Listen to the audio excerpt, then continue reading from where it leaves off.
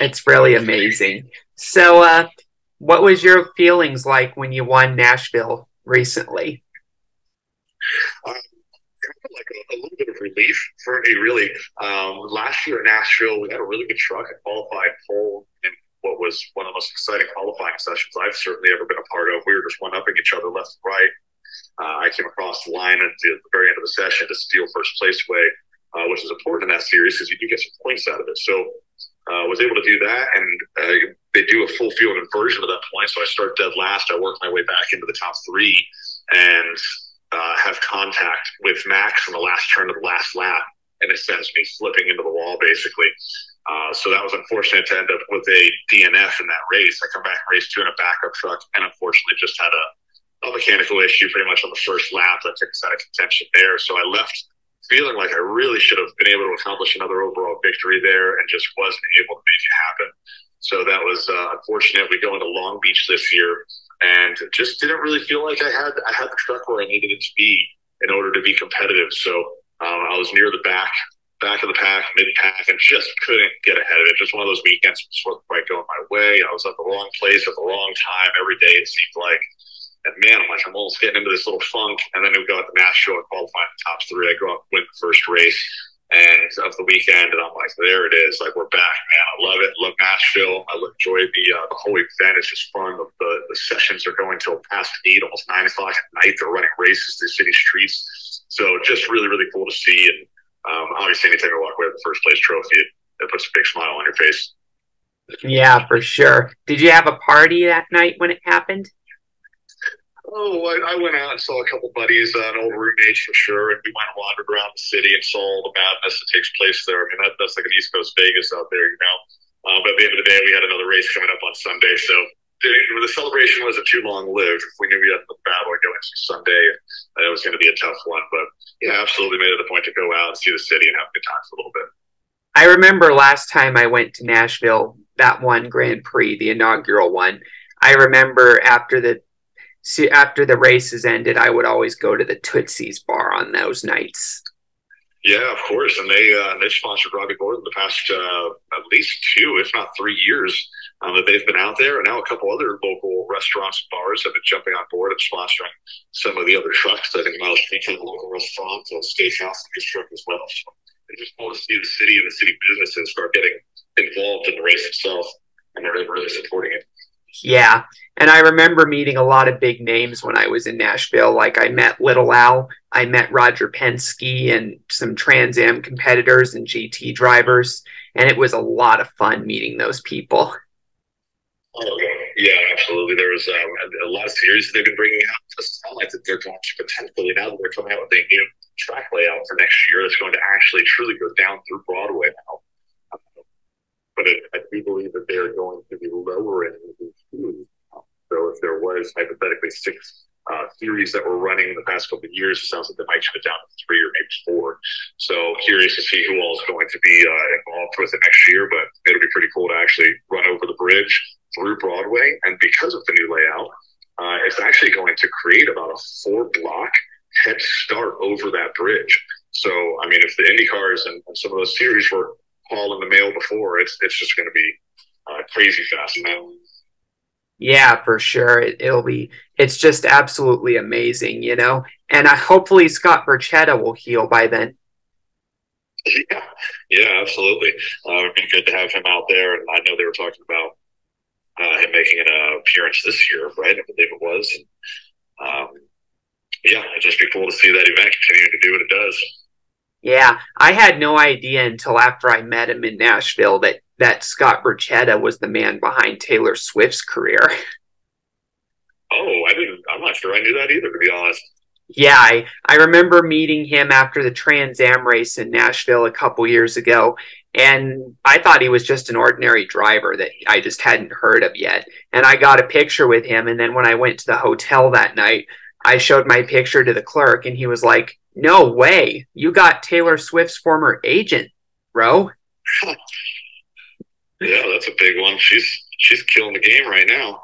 Yeah, and Scott owns his own race team now, and I had no idea he was even a race car driver. Yeah, that's great, right? Yeah, it's just incredible. Have you met some big names? Oh yeah, over the years, I've absolutely been able to shake hands with, quite a few people in the industry, right? I mean, from the Nashville, Robert Penske's one I haven't. I don't think I've been able to have the opportunity to shake that man's hand, but talk about somebody I would love to. Just such a legend of the sport, of course. But yeah, the Ganassi's and the Youngsters, and some of these people. And honestly, there's a lot of people from I've got my handful of drivers that are high on the list to be able to meet and say hello to that have really done some incredible things over the years. But anytime you get to surround yourself with a Scott Dixon or some of these names, man, they're just incredible talents. I mean, the people that are running up in IndyCar right now at the top level, or even Supercross is another one I'm a big fan of. In my opinion, I fully believe that IndyCar is the best. And I always say this: four-wheeled racing on planet Earth right now, only because I think Supercross is right there with it. So big fans of those two, and some of these competitors are just the best of the best. And when you can find somebody that stands out of that group of competitors, you know that they're doing something really special. Yeah, definitely. I'm hoping to get back to an IndyCar race in the future. I just have a lot of things ahead of me. Yeah, the IndyCar races. I mean, it's incredible. I was at Speedway again all day today, and you just start looking around there and recalling some of the events that have taken place. Even I actually saw there was a couple orange cones that were out on the track on the front straightaway today. Oh, and I'm looking at it, and I'm like, what are these even out here for? So I went to go pick them up, and I look, and they had repaved a couple, or filled in a couple little parts of the main straightaway. And then I started looking closer, and I put it together. I was like, this is where Michael McDowell was just doing his burnout last weekend from the NASCAR race, and he had burned a hole all the way through the asphalt. They had to repatch. that's really interesting. Yeah, it was pretty cool to see. I was like, oh, I think I know what happened. I'm starting to put it all together. Yeah. Want to hear how I met Penske? It was really funny. For sure. So after IndyCar practice, I was standing in an empty field talking with a friend of mine that went to the race. And I didn't realize that I backed myself up into the path of an oncoming golf cart. And I fell to the ground when it struck me slightly. And then I heard someone's voice ask me, "Are you okay?" And having grown up a big fan of racing, I recognized Penske's voice. And I was like, is that who I think it is? And then I stood up and it was Penske. And I was like, holy cow, Penske, can I have a picture with you? That's of course of all ways to meet a legend like that, right? Yeah. Standing on your butt in the middle of a field after he almost ran you over.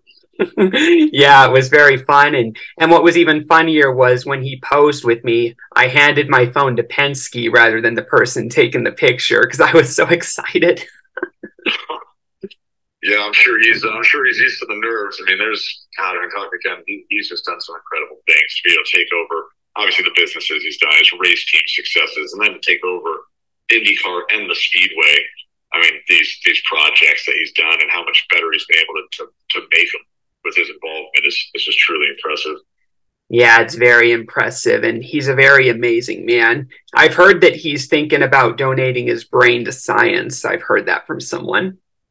No one to surprise me. It'd be a good one to donate. Yeah, for sure. So this is all I have left for this interview. What are your hopes for the future, racing-wise? That's a great question. I've done so many things over the years, and the main reason for that is, obviously this is a financial-driven industry, right? So I've really always tried to go where my supporters have wanted to go, where Lucas Oil would like their involvement. That's how I ended up in sprint car racing, how I ended up doing short course and off-road, and so many of these different things, and obviously stadium tracks. But I'm at a point where I just want to be able to go out and continue competing at a high level. There's a few things, if I could go anywhere, if I really had any choice, I'd go take a season in Indy Lights right now. I'd love to get into that field. It's very competitive right now. Again, IndyCar is a favorite of mine, of course, and growing up through Indianapolis, just seeing the competition, man, I want to be a part of it. I grew up competing in parts of Newcastle against Connor Daly, against Joseph Newgarden. Every weekend we were out there all running together. We all went to Skip Barber at the same time, and they went to the open wheel school, and I went to the sports car school, and down to Grand Am, all those series. So I wish I'd go back and be able to do some of that open wheel, but that's definitely a desire. with that said, out of pure enjoyment of motorsports being behind the wheel, I love Pro 4 short course off-road racing. A 900 horsepower, 4,000-pound truck, all-wheel drive, just launching 200-foot tabletops and slinging mud. It just looks like a blast. And some of the real deal guys that are out there, and Kyle LeDuc and Renna Zetter and Greaves, and these guys that have really made some history in the short course in the off-road world. I wish I had the opportunity to be able to go out and compete against a lot of these guys. Not all of them racing, Renna Zetter's retired, some of these people, but man, it does look like a good time. And if I could put the funds together, it would be pretty hard pressed for me to not go jump in a Pro 4 truck. Yeah, for sure. I wish you luck in that, and hopefully you'll get your Indy Lights dream real soon. Yeah, you never know, man. Just got to be around the track and around the right people. Keep swinging the bat and hope we can make something happen here. I've been able to sneak my way into rides here and there over the years, wherever it may be, and dodging and weaving and keeping my name in the industry. So just enjoying the ride and seeing if I can't keep moving forward. Yeah, for sure. All right, I thank you for coming on. Yeah, thank you so much for having me. I appreciate it. No problem. Hope to hear from you soon, and keep up the good work, and I'll let you know when this episode premieres. Absolutely. Hopefully I can win some more races for you guys. Yep, and I trust you will, especially in Stadium Super Trucks, because that second win and the first win shows that it's not a fluke that you won. Yeah, we're out there. We're out there to do it for real. We're ready to go chase victories and chase championships now. So hopefully it keeps on going. Yep, for sure. All right, I wish you a good day. All right, thank you so much. Thank you. Talk soon. Bye. Bye.